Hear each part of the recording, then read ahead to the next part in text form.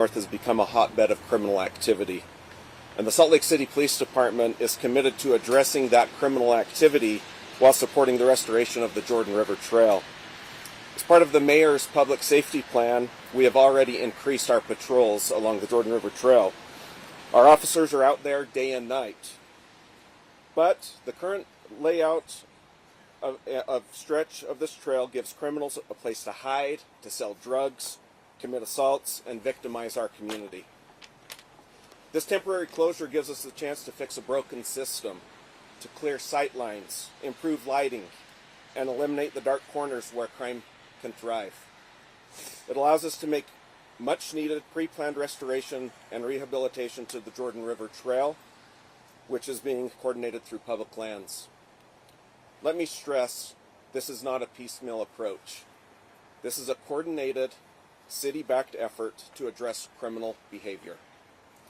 Our specialized units are aggressively targeting drug dealers, gang members, and violent offenders. Because of the restoration work that will soon occur on the trail, this gives us, as a police department, an opportunity to advance public safety while restoring and revitalizing this area. We know there are vulnerable people who are experiencing homelessness, who are being exploited, and we will not let that stand. As we've said time and time again, this is not about displacement. This is about criminal disruption and accountability. We will follow the criminal activity while attempting to maintain other areas we've improved upon, like downtown and the ballpark area. We are working with our partners in the criminal justice system to ensure accountability while also working with our police department social workers who are here today.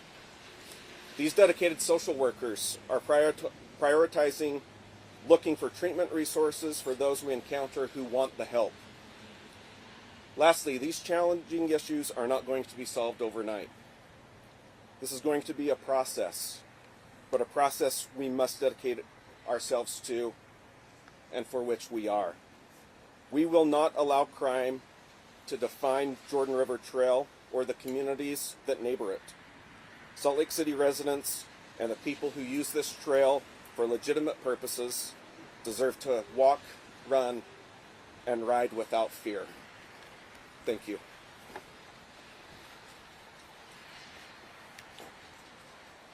Thank you, Chief, and thank you to SLCPD today. I'm Tyler Murdoch with Salt Lake City Public Lands. We are grateful for all of the work that Salt Lake City PD is doing to ensure safety of the Jordan River Parkway Trail. As we have discussed, this project is primarily focused around controlling and improving public safety of the Jordan River Parkway Trail. It also happens to coincide with a significant investment in public improvements along the Jordan River corridor that was funded through the 2022 General Obligation Parks Bond. As of this week, the first project for those funds is begun construction, and that is immediately adjacent to Bachman Elementary School. Contractors have begun working on the creation of a new nature playground and a new public open space that will be available for students and residents for nature education along the Jordan River. Public Land's primary goal with the investment of the $11 million of the General Obligation Parks Bond is to improve safety and activation and amenities along the entire section of the 9 miles of the Jordan River. As we mentioned, the project will begin this week. A key component of that project will be relocating the eastern portion, about a quarter mile of the Jordan River Parkway Trail, to the western side of the river.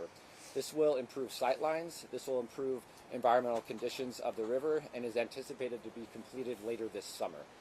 In addition, Salt Lake City Public Lands is also working on several maintenance improvements to improve the cleanliness and care and stewardship of the Jordan River, and we will begin implementation of around 40 new in-ground trash receptacles that improve the capacity and overall cleanliness of the Jordan River. That is anticipated to begin in April as well, and all of those will be installed through 9 miles of the Jordan River.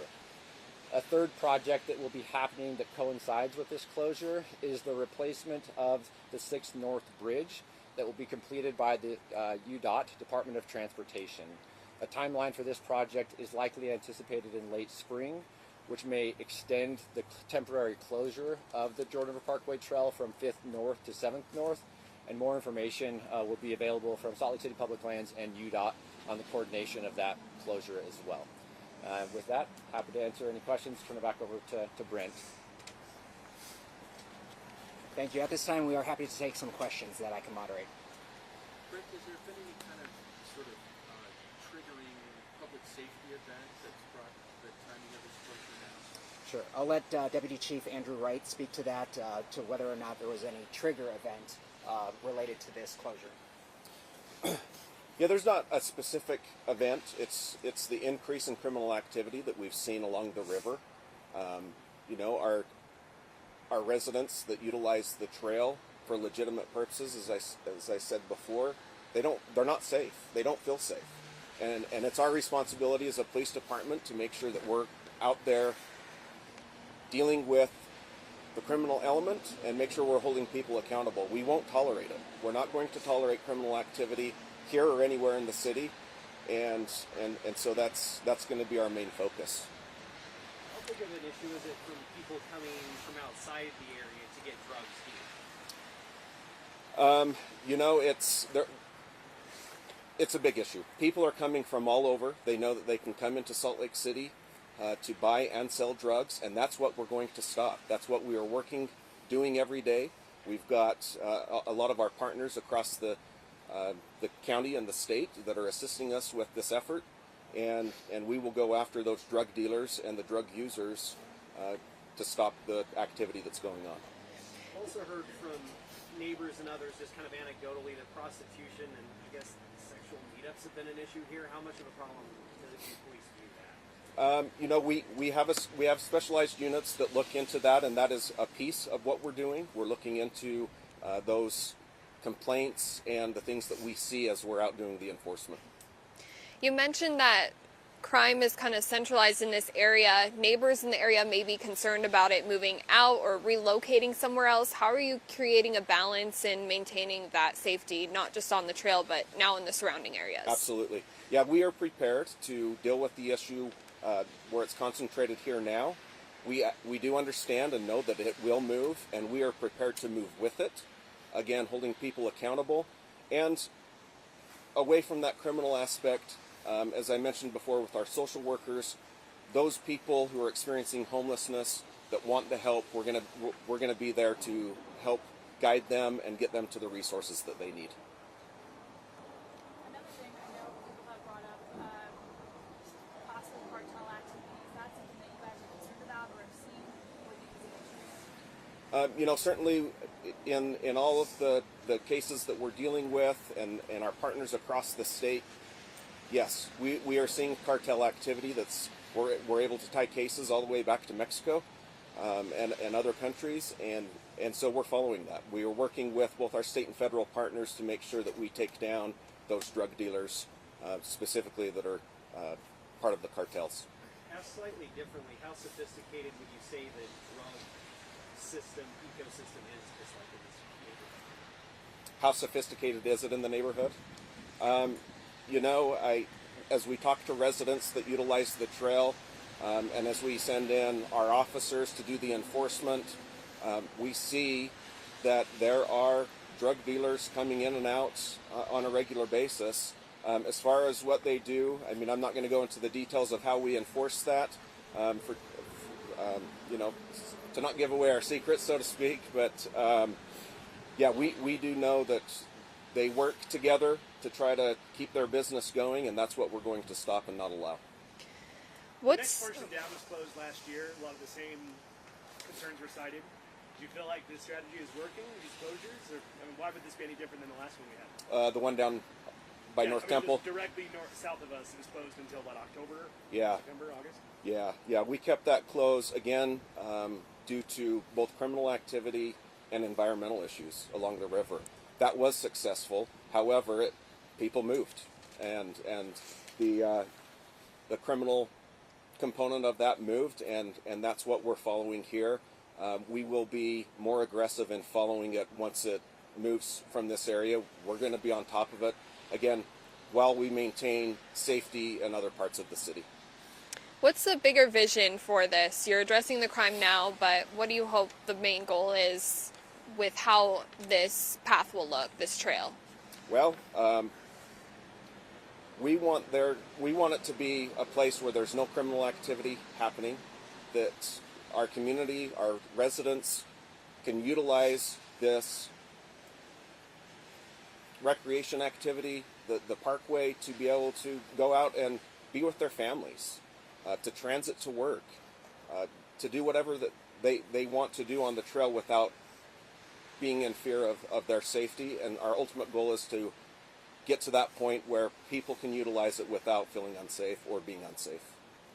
We'll also have, Tyler, if you could talk a little bit about the long-term goals of the trail. Yeah, happy to speak to that question.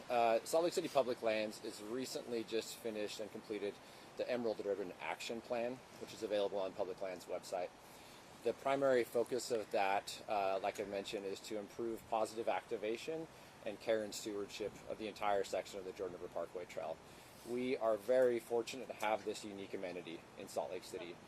We believe it is the cultural and ecological heart of Salt Lake City's west side. And we continually will work to improve that and make sure that always remains the case. We're also fortunate with the general obligation bond to have more capital funding to invest into new amenities, care and stewardship of the corridor than we have ever had in the history of Salt Lake City. And so it's an exciting time to see these improvements. Public safety is a key piece of that. And during our master planning efforts, the perception of public safety was the #1 issue identified. So everything that Public Lands does when it comes to maintenance and new projects will focus on positive activation and providing a really wonderful amenity for all residents in Salt Lake City and regionally. This might be for the chief. As you know, there's kind of an ebb and flow to camp cleanups. You'll remediate them and then they'll kind of come back. Is that one of the goals to kind of eliminate camping along the river, or to just make it less sort of ripe with criminal activity? Yeah, I mean, it is unlawful to camp in Salt Lake City in undesignated areas, and so yes, we will not allow camping to be along the trail and other parts of the city. We want to provide and encourage the resources that are available to those individuals that need the help. But yes, we will not allow that to continue. I guess, can you remember a time where this was never an issue, or has this always been an issue on the trail? I mean, is there a time where, everybody felt safe here?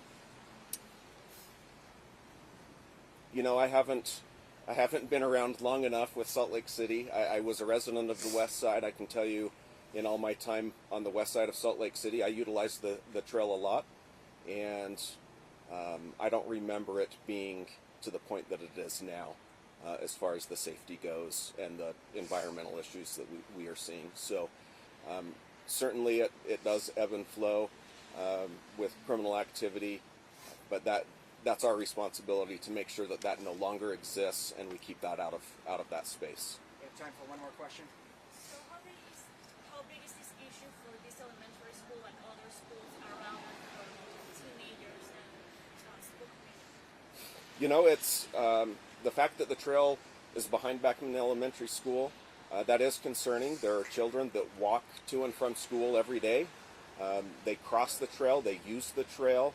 And so we have had a big police presence here throughout the school year to not only address the criminal aspect of it, but to also make sure that our students are safe. That is a #1 priority for us, especially right in this area. Of course, there's parks all along the trail that we also pay close attention to make sure that our residents, our community members can enjoy these spaces, come to school without fear of criminal activity or their safety. Thank you, everyone. Thank you.